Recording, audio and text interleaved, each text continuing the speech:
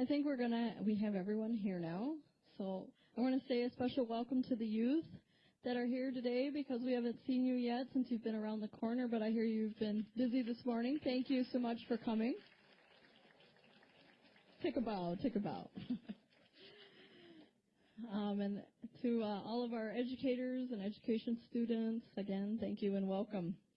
It's my distinct pleasure to introduce D.J.Vanas. As I've been able to get to know him, I've just really enjoyed him and his personality. He loves to laugh, but I'll go ahead and I'll do the formal introduction here and we'll get on to it. D.J.Vanas is a husband, father, internationally acclaimed motivation storyteller, and success coach. He is also the author of the celebrated book, The Tiny Warrior, A Path to Personal Discovery and Achievement, which is printed in 6 countries. DJ is an Odawa Indian from Michigan and uses traditional warrior concepts and wisdom to inspire others to achieve their best in life and career.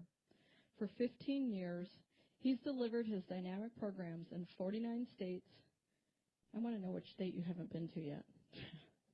And overseas to 2,000 audiences, including NASA, IBM, Walt Disney, and hundreds of tribal governments, communities, and schools.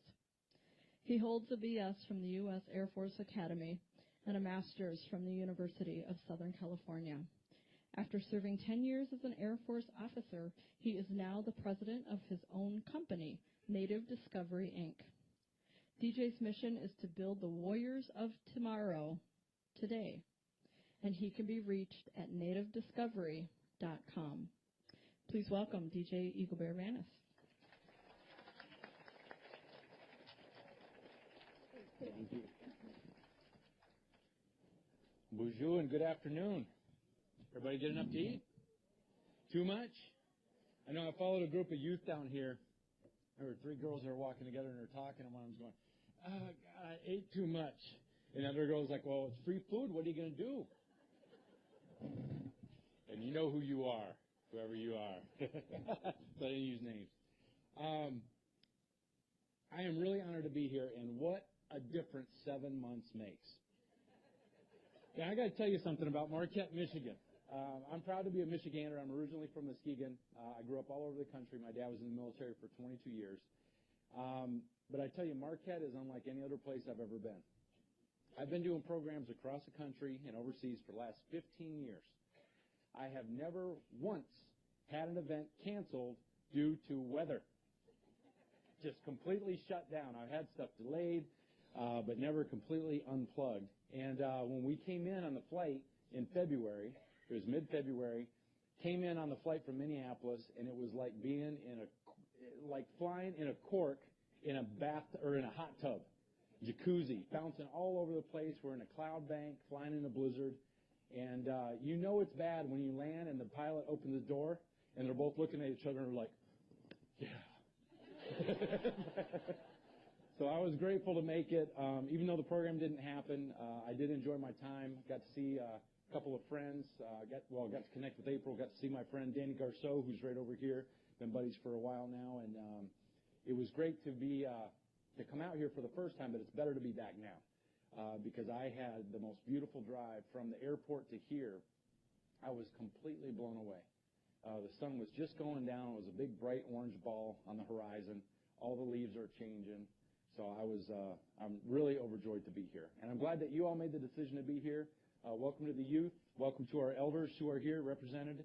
And I'm excited to be here because for the next 4 hours of this program, what we're going to cover is I've got a statistical analysis on success in education that I think you're going to really find. No, I'm just kidding. I'm just kidding.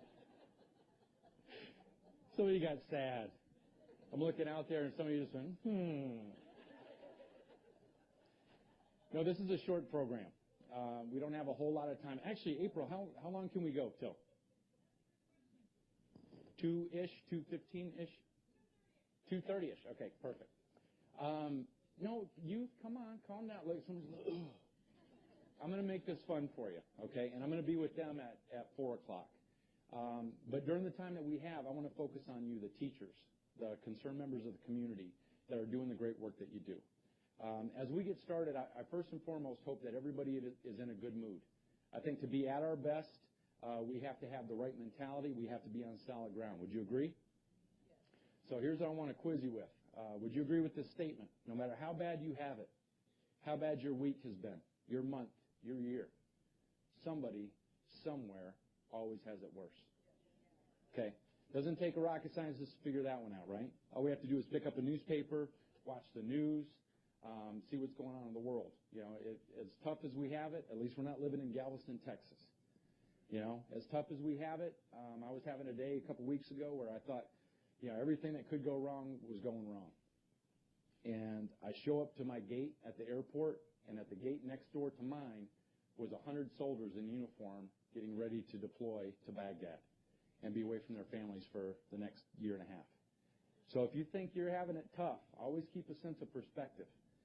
The one that I really think about is a guy that I read about a couple months ago who was cleaning out his house in New Mexico. He was doing spring cleaning. He was getting rid of stuff he didn't use anymore. He was cleaning up his yard even, and he made a big brush pile in the back, and then he lit it on fire. And as he was cleaning his house, he was moving stuff out of the way and moving furniture, and as he was doing that, he found his arch enemy, the one he had been looking for 2 months. It was a mouse, and he caught it alive. And what he did next was mean, because he grabbed this little guy, walked out to the yard, and threw him into the fire. But this mouse was tough. He had a warrior spirit. He said, if you're taking me out, you're going too. He ran back in the guy's house on fire and burnt his house to the ground. True story. Can't make this stuff up. So if you think you're having a rough day, keep that perspective.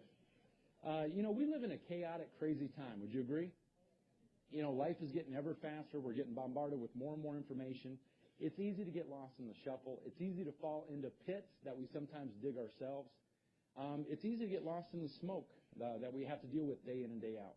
And that's why I said I think the first step on this journey to getting better, to developing ourselves more so we can be at our best for our students and for the youth, is to make sure that we have a sense of perspective, that sense of humor, a sense of levity that keeps us moving in the right direction and doesn't allow us to get bogged down with the junk that we have to deal with on a day-to-day. All the teachers in here, even though in the introduction, the groups that I've worked with over the years, IBM and NASA and Walt Disney, those groups were a lot of fun. They were kind of a kid's dream come true in certain ways. But my proudest moments have been in the last 15 years. I've worked with 468 tribal nations, including my own. And my proudest or my most enjoyable sessions that I ever get to do is with groups like yours, who are concerned community members, who are teachers, who are parents, who are trying to make the community better than the way that you found it. And this is where it starts. Because we talk a lot, especially in Indian country, with the groups that I work with, we talk a lot about what's most important to us. We talk about hunting and fishing rights. We talk about our culture, our language. We talk about tribal sovereignty. We talk about our right to game. All those things are completely irrelevant if we're not making the investment in our youth that you're working day in and day out to provide. Because if we're not doing that, we're all going to pay for it later. You know, what it comes down to in the end is we say it a lot. We say our children are our most precious resource. And when we think about the reality of that, that's exactly what it is. Let me give you a quick scenario here. What happens if we take our most precious resource, most precious thing we have in this country, in this community, and we send those people out into the world without an education, without confidence in who they are or what they can do, without an understanding of where they come from or what's possible in their lives? They don't understand how the world around them works, and they don't understand where they fit into it. What would happen to that person? Think about it for a moment. You come up with the answer.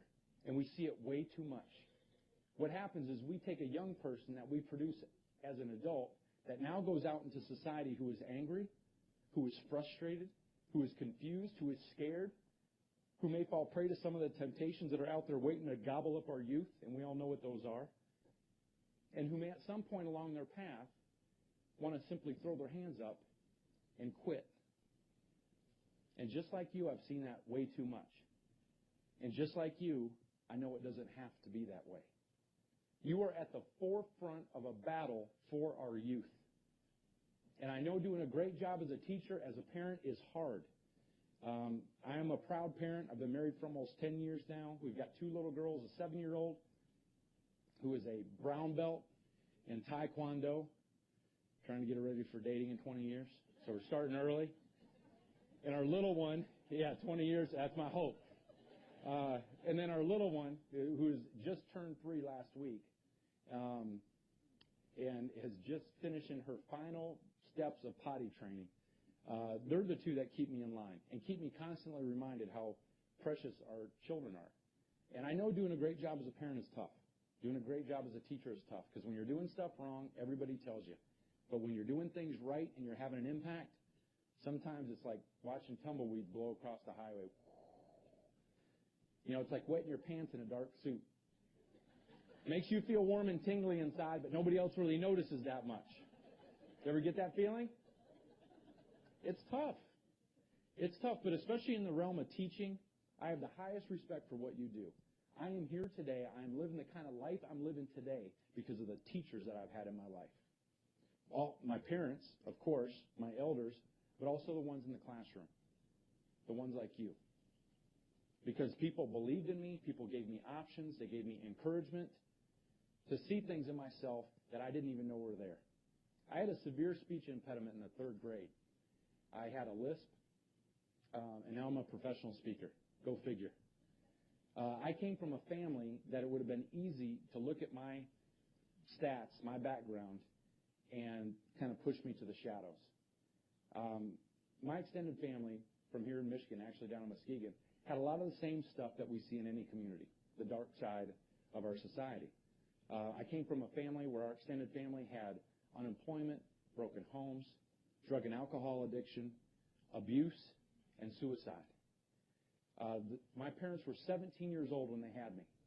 Everything they owned could fit in the trunk of a car, and they didn't own a car. They didn't have any of the stuff in my life I take for granted today. They didn't have carpet, curtains, a TV, a radio. They'd make one meal, and they'd eat it all week. They read to each other at night for entertainment. I slept in a drawer for the first 3 months of my life. It was open. Some of you look concerned when I said that. There's somebody like, but that was my crib. That was how my life got started. My parents didn't have any of the things that we typically think we need in the society to have. They didn't have money. They had very little support. They had no education, or little education. They had no experience. But what they had made all the difference in their life and in mine. They had a vision of the way they wanted their life to look. They had a vision of what they wanted their family to look like. And step by step, they created that. The school I went to when I was growing up had a lot of things that I don't think anybody at my age should have been exposed to, but unfortunately a lot of our youth are exposed to it now at even younger ages than this. When I was in junior high, I got bused to my school. I got to see things like people drinking 40s of malt liquor on a deserted car at 7:30 in the morning. We had violence. We had drugs. We had a lot of dropouts in the school I went to. I went to school across the street from the largest project development in southern Mississippi. And when we had these people dropping out, these are the students we should have been looking up to, the ones that were a couple years older than us. And instead they dropped out. They made that terrible, awful choice to shoot themselves in the foot before the race of life started. Because I know dropping out on the surface seems like a good move, seems like life would be easier, but that's when your pain actually starts. They realized this, and they would look back at us through the chain link fence that surrounded our school, not as the future of that community, but as a drug sale. That was the environment I went to school in. And at 13 years old, I made a decision. And the decision was, I don't know all the things I want to do with my life, but I know I don't want to live like this. And I think at 13, when we can get our kids to look at their own lives that way, I think that's more than half the battle. I think that's 99% of the battle. Because when we can stick our flag in the ground and say, no more, I'm not living like that, everything else starts to become easier. It's about knowing our values. our priorities. And when we can get our kids to do that at an early age, they're going to not be as susceptible to the junk that we talked about earlier, whether it's meth or gangs or all the other stuff that are out there waiting for them, trying to whisper in their ear to pull them off a different path. And at 13 years old, I made that decision, and everything in my life started to become easier. I started to know what to say yes to and what to say no to. I started to create a list of what I wanted to do with my life, where I wanted to go, places I wanted to visit, things I wanted to do. And all of a sudden, school started to have meaning for me. And when we can give that to our kids and we can share that with our kids, everything else becomes a little easier. I'll give you an example of how this works. When we talk about our values, our own as adults, what are we talking about? We mentioned that word. What are our values? Because I know this is a deep discussion to have with our kids, but in my opinion, it's never too early to talk about it. But we as adults have to know what this word means before we start to wield it. What is a value? We're going to start off simple. You better work with me. It's going to get tougher. What's a value? Honesty. Trust. What's another one? Respect. Responsibility. Integrity. Love. Okay? They're the important, what's that?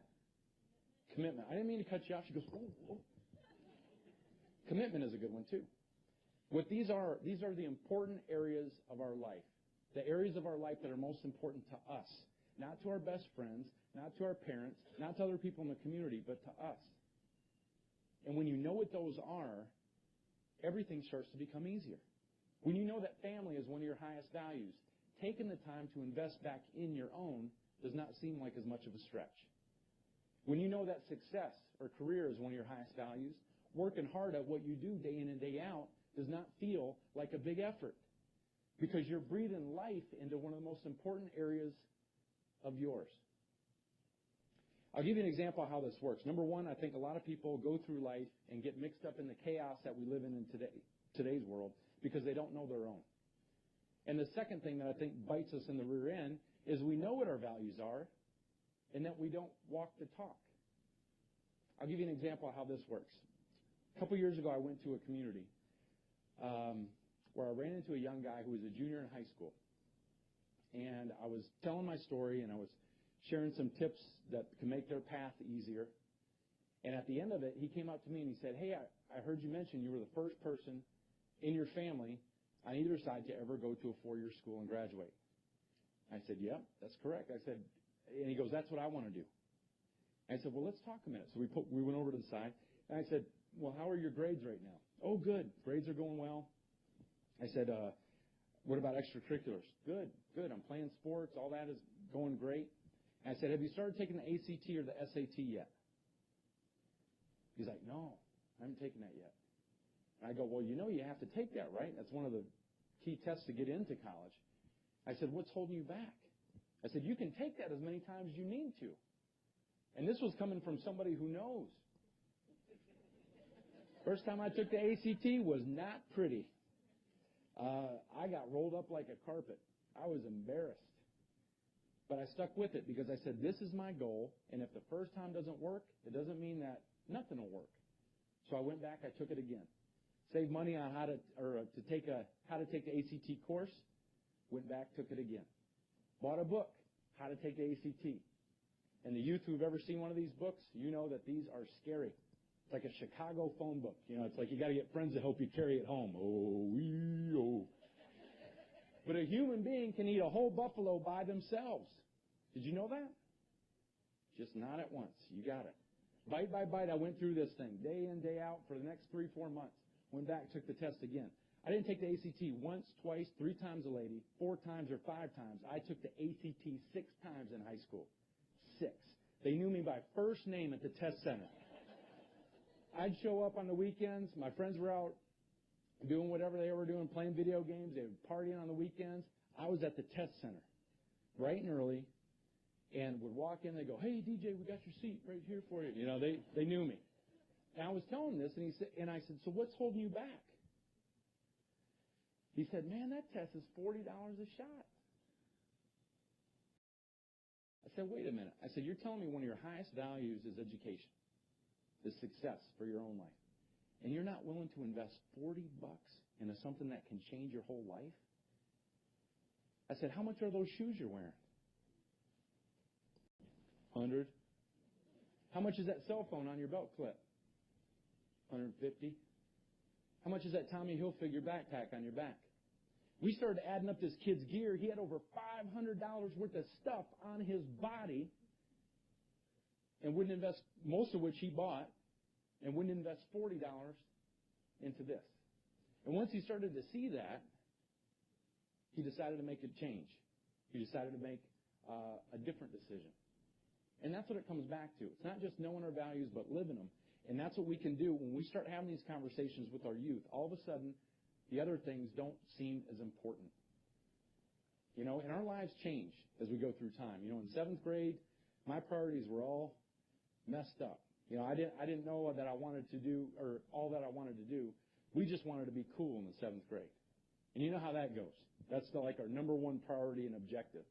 7th grade, I didn't worry about owning my own business, being a writer, being a husband, being a father. I wanted to be like Jerome. Jerome was like 19 in the 7th grade. He had a mustache. He was hitting on the science teacher. I mean, and we would follow him around. You know, we had a little string. It was like the 7 dwarfs, you know, because we'd follow him around, and whatever he was doing, we were doing. We're like, you know, my neck was about that big around. Ears were the same size. And I had a nice bowl haircut back then. That was our top priority. Life changes, and the quicker we can engage our students to start thinking about their own, the better chance we have to keep them away from the dark side of what they're going to have to deal with. Because now when they know that their health, their success, their wellness is one of their top priorities, saying no to that person who's offering them a hit of something is a lot easier. If they know that their culture is important to them, then they know that when somebody comes and tries to get them to take a direction that doesn't align with that, it's easier to say no. And there's never too early of a point to have that discussion. Also, the other thing that stands out in my mind is how much of our talent and ability goes to waste in our communities. When our youth can't get up to that level where they can use what the Creator gave them at birth, we all lose out on something. You know, and it constantly blows my mind after doing these type of programs for 15 years, how big of a gap there is sometimes about between what we've been gifted with and what we actually use. You know, I read an article in National Geographic a couple months ago on an airplane about this rare and precious wood called Pernambuco. I think I'm saying it right. Pernambuco, which is the wood of a Brazil tree. It is so rare, it is so precious, that this wood has been used to make the finest musical instruments on the planet Earth. Anybody ever hear of a Stradivarius violin? A lot of these are made from this rare and expensive wood. In fact, the violinist, phenom, Joshua Bell, one of the best players on the planet, has a bow made of this stuff. Now, you know how big a bow is for a violin or a fiddle, right? It's about the size of a ruler that you use in school. Weighs a couple ounces. He's got one made of this stuff that's worth $40,000. So just to give you a perspective on what we're talking about, how precious this stuff is. The locals who live down in amongst the wood don't see it that way. They're sitting on, living within, literally a treasure, a forest of treasure, but they don't look at it that way. They use the wood, but they use it for common things, like fence posts. Or, and I hate even saying it, firewood. They don't recognize what they've got all around them. And the thing that blows my mind is how often we as adults don't see that in our professional lives. And if we don't see it in ourselves, if we don't understand how this works, how are we going to teach this to our kids? Because we all know there is more good stuff laying below the surface of our kids in our community than they'll need in 100 lifetimes. Well, guess what? The same applies for us, too. But when you ask people on the street about this, take a teacher out of any classroom and ask them, do you have power to affect somebody's life for the rest of theirs? How many times when you ask such a gravity-filled question that you ask that to a teacher and we go, oh, yeah, I guess. Think about your own life, okay? I want to bring this point home.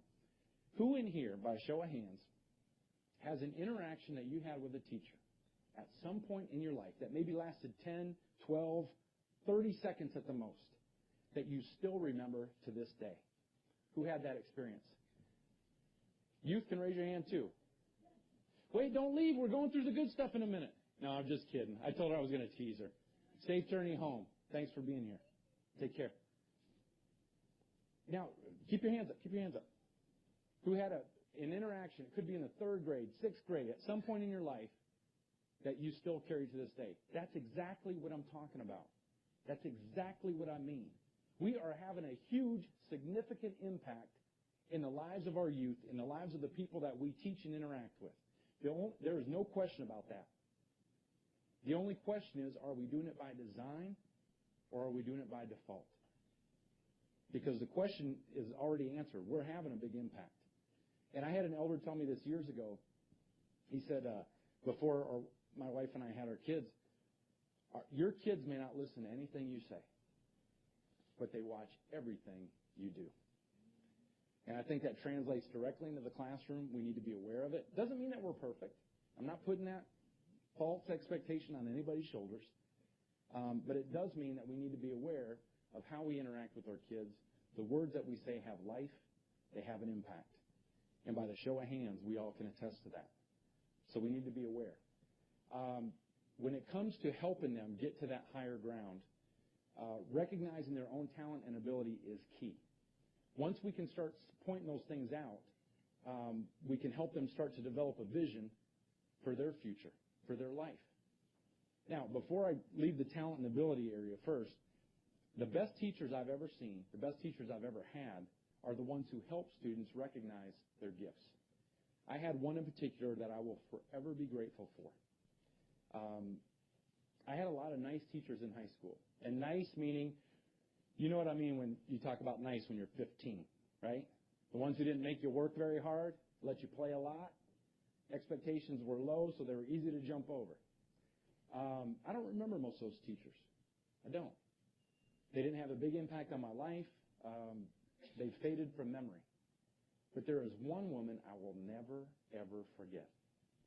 Miss Carana, the most evil woman to ever walk the planet Earth, or so I thought at the time. I was 15 years old. She was my English teacher. And the first day of class, we had a writing assignment to do. And I put the bare minimum of effort I had to get a good grade. I mean, I did the assignment. I didn't really push myself. I did what I needed to do, and I turned it in. And in the back of my mind, I thought, no sweat. I came back the next day, and this woman had used all the ink in a red pen on my paper and finished it off with a great big C-. I'm looking at this, and I'm looking up at her, and in my mind I went, oh, it's on now. And that whole year, we went round and around. She pushed, she pulled, she prodded. She made me rewrite papers. I'd take them home and rewrite them, put everything I had into these assignments to show her what I could do. All these years later, I fulfilled a dream I had had since I was 9 years old and got this written, my first book. And lo and behold, at the beginning of this is a dedication to a Miss Carana, my high school English teacher who inspired in me a joy and passion for writing. She's the one I remember. She would drive me crazy. I thought her job at 15 was to make me miserable. And when this came out, I wanted to thank her for all she did for me because I was raised to show gratitude for the people that help us get to where we end up. And so I got her number, and I got to be honest with you. I had to pep talk myself to even call the woman because she still scares the spirit right out of me. Before I got on the phone, I said, I was pep talking myself as a DJ. You were an officer in the military. You went to combat survival school. You boxed in college. You could do this. You're a full-grown man. You could say whatever you want to say, however you want to say it. I was wrong. Because the first thing I asked her when she got on the phone, I said, Miss Carana, you have to answer this question. Why were you so mean to everybody that was in your class? She said, first of all, young man, I'd watch your tone. I said, yes, ma'am. And she chuckled. She said, what do you mean I was mean to everybody? I said, well, you have to admit you were harder on everybody than you had to be. And she said, these are the next words she said, verbatim. She said, I wasn't hard on everybody. And then that sunk in. I went, well, why were you so hard on me? And she said, because I knew I could be. She said, I knew the first day of class you were scratching the surface of what you could do. And obviously, I was right. At 15, I thought this woman's job was to make me miserable. As I became an adult, I realized this woman was a gift. Think about your own life. And I know being a teacher, being a parent is tough, especially to hold that high standard, that high level of accountability, to hold somebody's feet to the fire once they know what the rules are. I know that's tough. But think about your own life. Have you ever had an elder, a relative, a coach, a supervisor, a boss, a friend who drove you absolutely nuts, but in the process made you better? That's what I'm talking about here. And when we can give that to our students, they start to see things on their radar that they didn't even know were there. The other thing, too, about our students is what is the dynamic that happens when we take our students who are 4, 5, 6 years old? Anybody work with ones that are that young or have little ones at home that are that age? And you ask them what they want to do when they grow up. What do they tell you? Spider-Man. Yeah, usually in the top 10, right? What do they want to do? 4, 5, 6 years old. Spider-Man. What else? Quick. Firefighter's always in the top 5. Teacher. Princess. A veterinarian.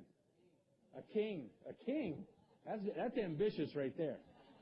King. Doctor. Professional athlete. Astronaut. Here's the point I'm trying to make. You name it, they want to do it. They see nothing but potential in their future.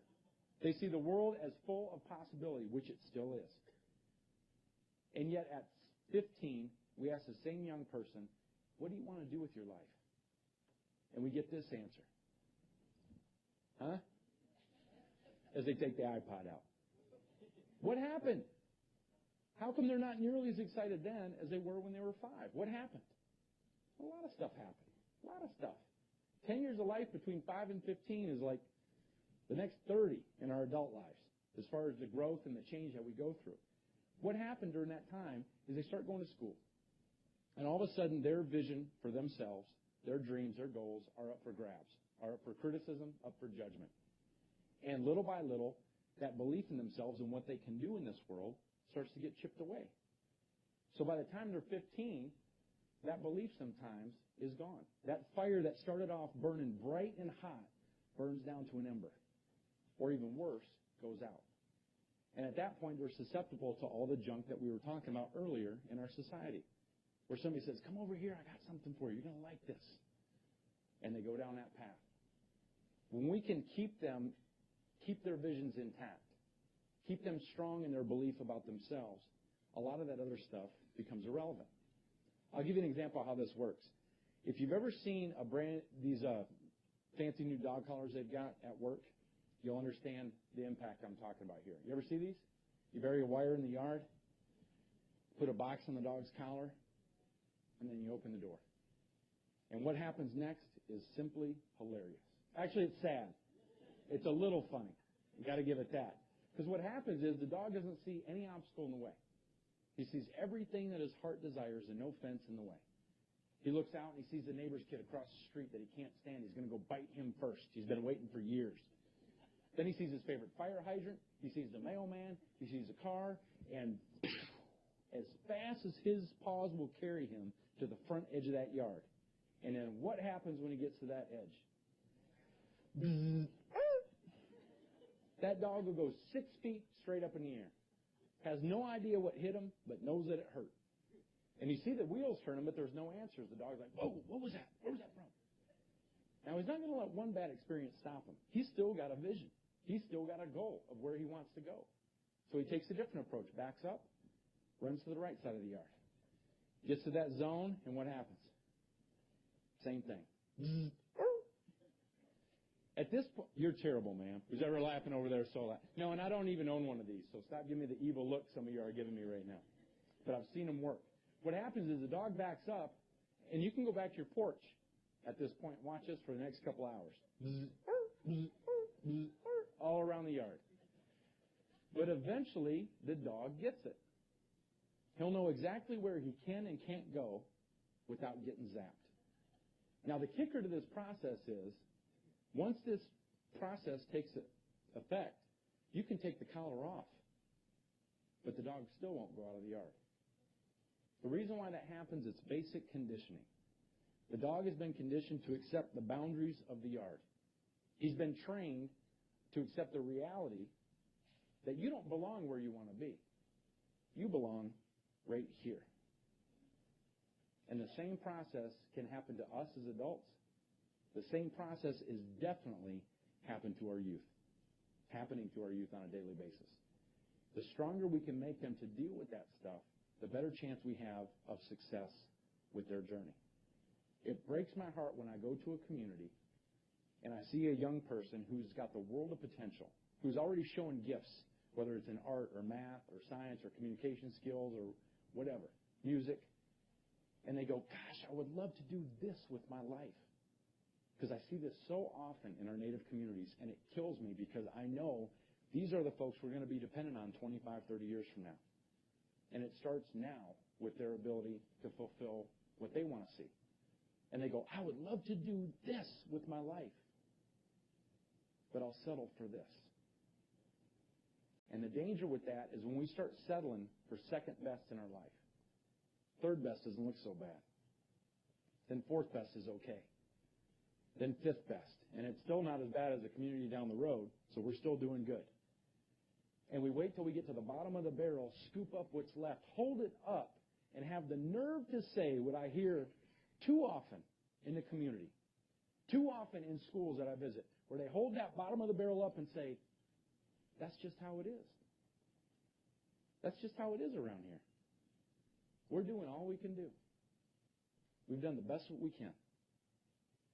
And the reason why that breaks my heart is because if we have that type of attitude, if we have that type of belief, we don't even have to say it out loud for it to do damage, especially being in the position that we have as a parent or a position as a teacher, somebody who is an influencer of that young person's life. You don't even have to say it out loud for that to have an impact, because all of a sudden it starts to come out in our body language. It starts to come out in our decisions. It starts to come out in our whispered language in the halls. And everybody starts to live down to that expectation. You know, I think we have to have a core belief when we're doing any kind of work in a classroom, in a community, with families, with youth. And that core belief is this: success is always around the corner. If you keep fighting for it and if you don't quit, success is always around the corner. Because if we don't feel that way, we can do more damage than good in the work that we do. And part of that, maintaining it. Now, we all start off with the best of intentions. We all do. I know what led you into the field of work that you do as teachers, because I've worked with you for a lot of years. I know you didn't get into teaching for the big bucks, did you? You still holding out? So you're like, they told me when I signed up. Yeah, we know why you joined.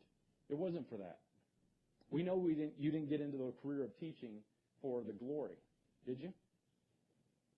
Most of what you do, you don't get credit for anyway, or you don't see the results of it for months or even years.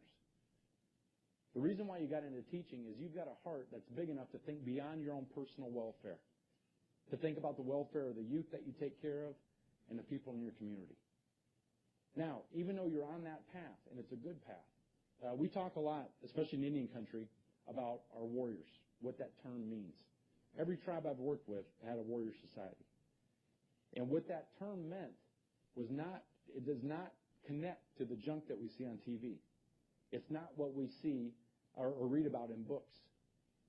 It's definitely not what's in the lyrics to music that youth are listening to today. It goes beyond wearing a uniform, although a lot of our warriors are in uniform, but I did that for 14 years of my life.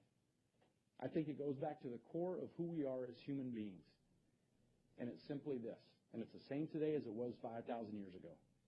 The role of a warrior in our traditional ways of looking at it, my people call warriors Ogichi-da. What does that term mean? That means somebody who is not there for the glory, somebody who's there for service. It wasn't about what you could get, it was about what you could do. And every one of you in this room that are fulfilling that role as a teacher or a parent are on that path. It's a good one. I know it's a hard one. But even though you're on that good path, it doesn't mean that the motivation, the inspiration to do what you do day in and day out is automatically going to be there. Because I'll ask you this question really quickly to give this perspective. Do we live in a negative or a positive society? Well, it depends on our perspective. We can argue that. But there's a lot of negativity out there, right?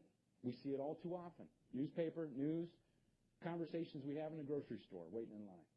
There's a lot of negativity out there. Now, if we live in that kind of a world every single day, why on earth would we think doing one good thing for us every once in a while is good enough? Now, I know this is a tough sell with teachers because you are notorious for being crazy folks. Being crazy folks in the fact that you say crazy things. Like you go, oh, yeah, I know it's important to take better care of myself. And I will. Next year, when the kids grow up, when I finish this program, after the end of the school year, I will take care of myself. Don't worry about me. I've got a vacation scheduled for 2019. I'll be okay. And we get into this mode and we wonder why we go from fighting to make a difference, which we all start off with that intention, to fighting to make it to the weekend. Here's the thing. I do this for a living. And every day of my life, I go out of my way to find something to put into my path that's motivational or inspirational with the things that I read, the things that I listen to, the people I talk to, the people I spend time with. I go out of my way for it because I know how critical it is to our success. And that's why I want to shift gears here for this last little chunk of time that we have. To focus not on how to do your job better, how to inspire the students more. Well, it's connected to that. But how to take better care of yourself. Not how to do your job better, how to do you better. Because if we live in that kind of a world and we go on autopilot, we will become a negative person ourselves. We'll become a pessimist. We'll become a fatalist. We'll become the one that we don't want to become like, that we see all too often in our community, that focuses on the problem, that are stuck in the problem, that talk about everything that's going wrong, every screw up that anybody ever makes, but they're not focused on how to make it better. If we don't want to fall into that pit, and we've got way too many people there already, if we don't want to fall into that pit, we've got to go out of our way to incorporate good stuff onto our path. It doesn't happen automatically. We throw a term around in society all the time. The term is medicine. Medicine. When I say the term medicine, what does that usually bring to your mind as an image, right off the bat? Pills, right? Because we see them everywhere. We see them all over. We see them every fifth page of a magazine anymore is a drug advertisement. Every third commercial. They're hawking something. Lunesta, Allegra, Motrin, the ones that we won't go into, that if you take them, it could cause a condition that if it lasts more than 4 hours, you got to go to the ER. They play it 24 hours a day. It's fun watching with your kids in the room. Daddy, what's it? Shut the TV off. That's what we're conditioned to think of as medicine in our society. It's something we go to when we're already sick, when we're already out of balance. But here's what it comes down to. Medicine, in a traditional sense, is very different than what we see on TV. When you talk to our elders, when you talk to when you look at the way our ancestors look at medicine, it was a very different meaning. My people call medicine mishkeke. And what that term means is anything and everything that keeps us strong and healthy. Anything and everything. It's not a pill. It's not an inhaler. It can be those things, but it's something much wider and much deeper. And what it comes down to is, number one, know what your medicine is. And number two, choose to use it. It doesn't do you or anybody else any good if you don't incorporate that into your life. And I know this is a tough sell with teachers and parents, because a lot of times we falsely think taking care of ourselves, making time for ourselves, is selfish. Because they say, no, I've got other people to take care of. I've got responsibilities. I can't let them go. I'll get to myself later. And when we do that, that's the most common excuse, by the way, that we use to abuse ourselves. That I'll do it. I'll do it later because I don't have what? Time. But here's what I want to ask you. This is a common sense question. How effective can you be at what you do as a teacher, as a parent, as a concerned member of the community? How effective can you be at that role if you are laying in a hospital bed with a stress-related illness. And folks, it can sneak up on anybody in this room. Doesn't matter what your health status is, how strong you are spiritually, mentally, physically, what your health history is, it can sneak up on anybody in this room. How effective can you be when you're in that position?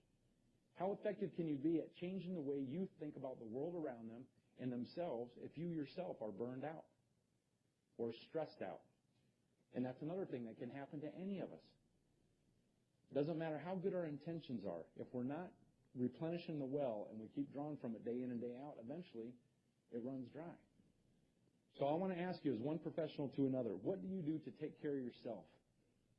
To lift your spirits up to where they need to be, your emotions to where they need to be, to put yourself on solid ground before you go interact with the youth and try to help them the best you can. What do you do for yourself? What did you say back there? Yeah. What was it? Taking a walk. Who takes a walk outside? Okay. Now, let me point out a couple things here. This is one that has been around since the beginning of humanity. It has the same benefits for us today in 2008 as it had for us back then. When we take a walk, what are we doing? If you sit down long enough, no matter how committed you are, how focused you are, the blood complements of gravity, goes from your brain to your rear end. Not going to do you any good there, right? Taking a walk changes that. It oxygenates your blood, puts it where it needs to be, gives you a sense of perspective. Because sometimes when we're under stress or we get frustrated, our worldview shrinks down to a soda straw. Taking a walk changes that. Also, the Journal of Preventive Medicine said that taking a walk for 30 minutes a day, this is something that's free. Doesn't take a lot of time or energy. Taking a walk for 30 minutes a day can be the equivalent of taking a pill to prevent depression. Did you know that? We shouldn't be shocked by that. This is real medicine, real mushkeke that's been around for thousands and thousands of years. And how is that affecting our society? Well, how many prescriptions for antidepressant medication were given out in 2005? Quick, anybody know? Take a guess. We are a nation of 300 million people. A million? How many? Hundreds. No, more than that. 2 million. 200. It's 118 million. 118 million. What is going on? Well, same thing that's going on to all of us. We live in a high-stress environment. Information overload anymore is normal. We see a lot of trauma, a lot of negativity, and it starts to affect us. And if we're not doing something to take care of that, to mitigate that, we suffer for it. Taking a walk can change that. 30 minutes a day can be the equivalent of taking a pill to prevent depression. Taking a walk for 15 minutes, done quickly, can give you a natural high for 2 hours. Now let's talk about, you're like, what? Yeah, I got their attention. Try it. You got to walk quickly, though, like if somebody's driving behind you, like Danny Garceau in his truck trying to run you over. You got to walk quick. But it'll give you that natural high. Spending time outdoors. Who does that? I hope that everybody's raising their hand living up here. You guys are living with your backyard as a garden. I mean, it's beautiful up here. Spending time outside. We have so many diagnoses now anymore of ADD and ADHD, which is an inability to focus because we're overstimulated. Even if you don't have that as a clinical diagnosis, a lot of us are affected by those type of symptoms because of the environment we live in. Taking a walk for 20 minutes, or being outside, not even walking, for 20 minutes a day outdoors in greenery, trees, grass, which you have a lot of here, can mitigate the effects of ADD and ADHD.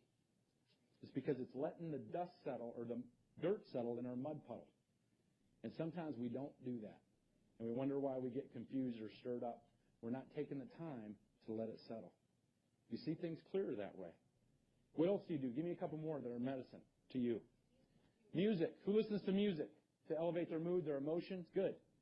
Okay, who in here, let me ask you another question. Who in here has what they would consider to be their own personal theme song?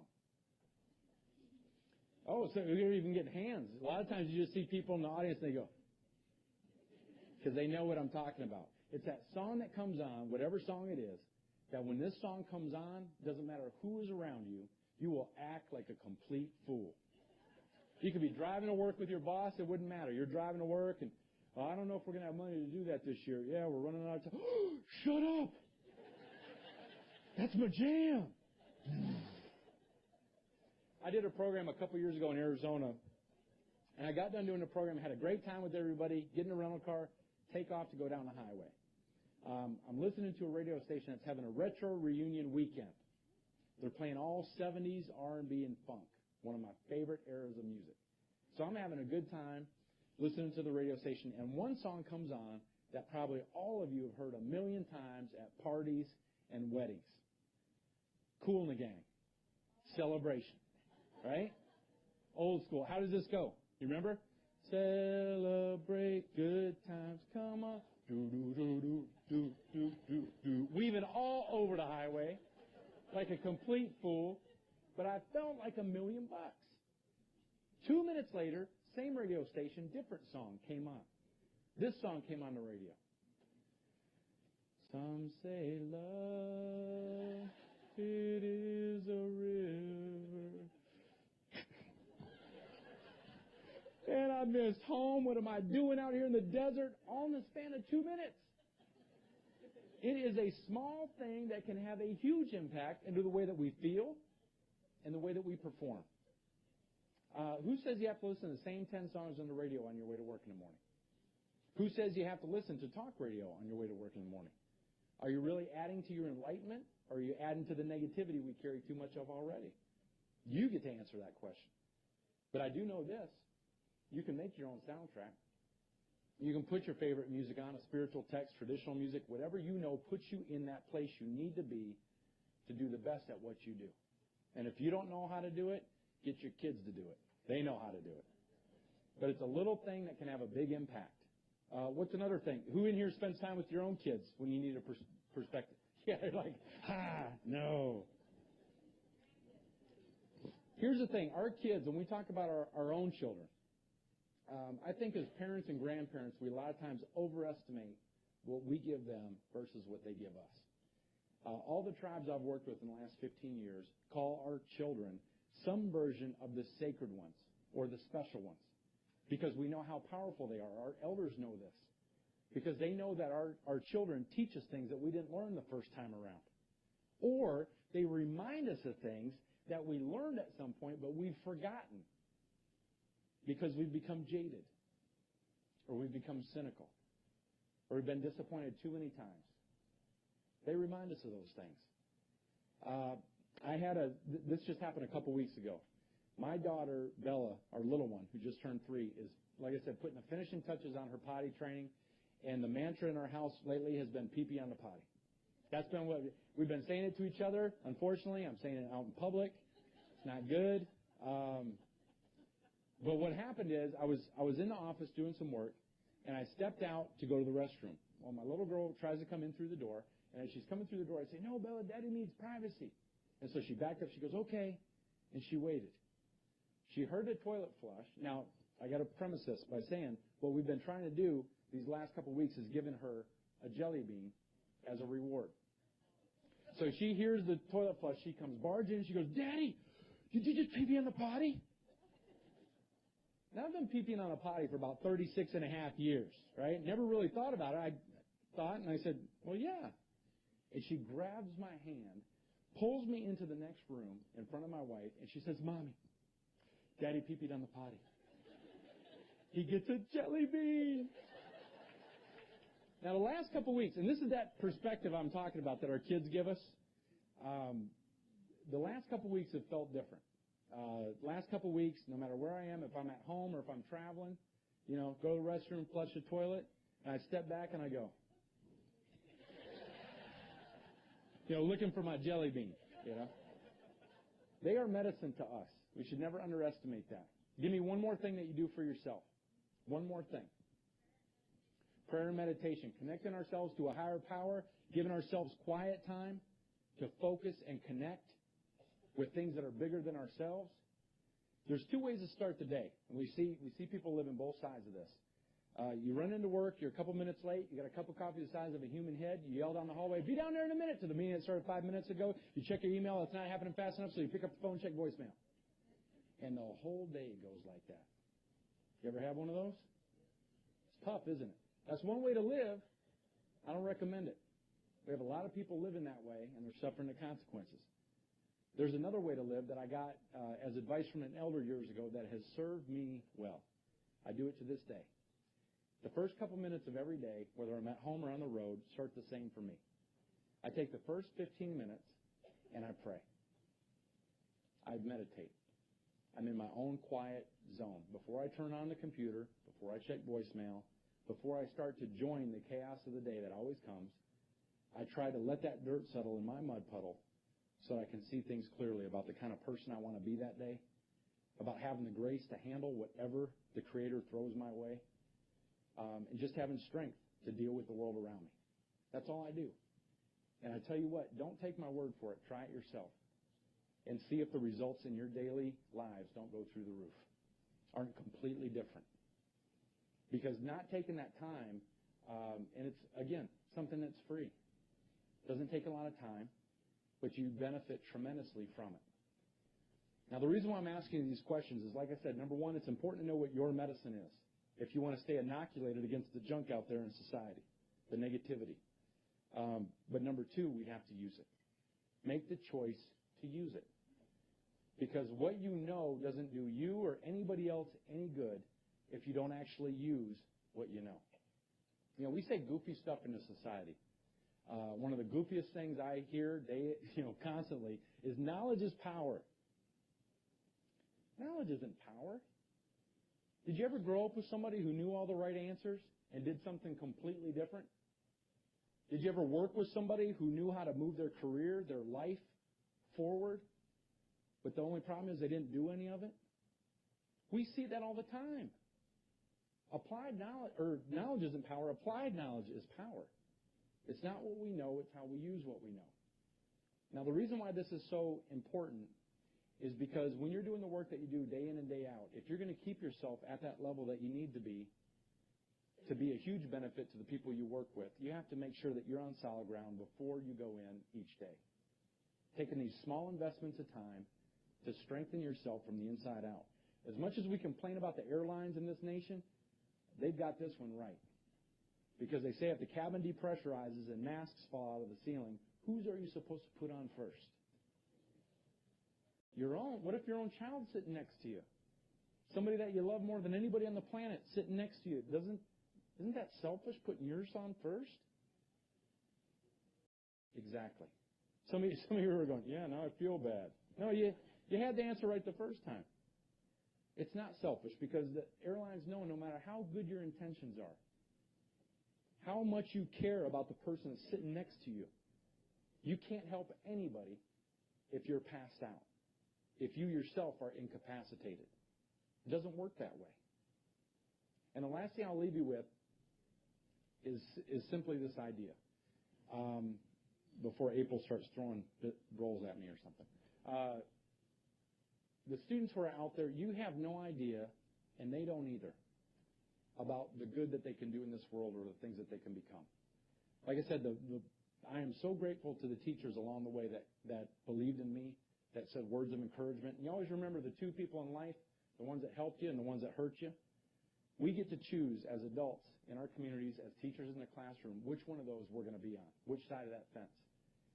Because if somebody would have ever told me what education would have gotten me in life, I would have thought, if they would have told me at 13, 14, what education would give me, I would have thought they were nuts. I would have thought they were out of their mind. Coming from my background, being in the environment I was in at the time, but because I had teachers who believed in me, my life is ever changed.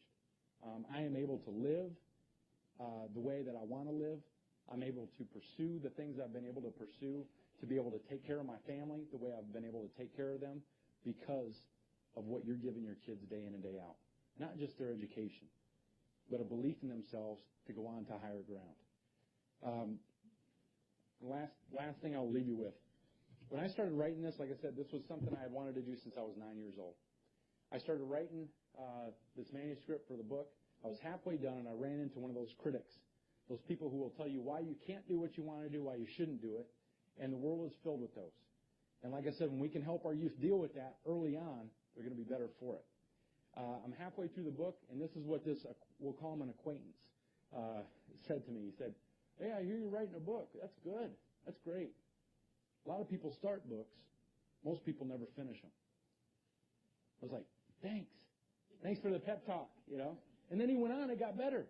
He said, "Besides, even if you finish it, you got a 1 in 900 shot of getting picked up by a major publisher as a first-time author." Would that have excited you to finish? Me neither. I went home and I quit. Instead of finding a way around this criticism, through it, get better advice, I slammed on the brakes. And about 2 weeks into this pity party, because I started whining about it, wishing it was different, hope it was different. 2 weeks into this pity party, I'm downstairs in the kitchen having coffee with my wife, and she said, "Listen, I love you, I'm married to you, I'll listen, but you complaining about this isn't getting the book written." She said, "You don't know what's possible, and he doesn't either until you see it through." And I started to think about that and those words. I let those soak in, and it got me thinking on a whole different terms, because a lot of those self-doubts started to creep back into the process. That's why I hit the brakes. And when I got that little boost, that was what made all the difference. I went back upstairs. I worked on the manuscript until it was done. The book attracted the attention of a literary agent in New York City. The book then attracted a major U.S. publisher. Now the book is printed in the U.S., China, Japan, Korea, the United Kingdom, and Canada. You have no idea what they can do. We don't even have any idea of what we can do until we use what we've been gifted with, create that vision, create the game plan to get there, and surround ourselves with people that keep reminding us and giving us reasons to fly instead of staying on the ground. We have that power. We just have to choose to use it. And with that, I just want to say, Chimigwech, thank you very much for having me today. Hope you guys have a good rest of the day, and I'll see you down the road. Thank you.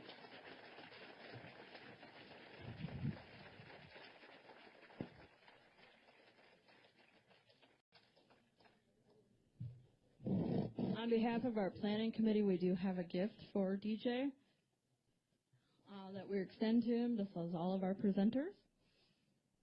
Thank you. Grace is saying, "Open it." You bet. Afterwards, we invite you to fill out evaluations. We have a couple of ladies at the door ready to hand you evaluation sheets for our presentation, as well as DJ has brought copies of his book. Unfortunately, there are not enough for everyone here, but for those, I'm going to let him kind of deal with that. It's going to be right outside this hallway. There's a table in the hallway right on the opposite side of this wall, and the box of books is there and waiting. So with that, thank you very, very much.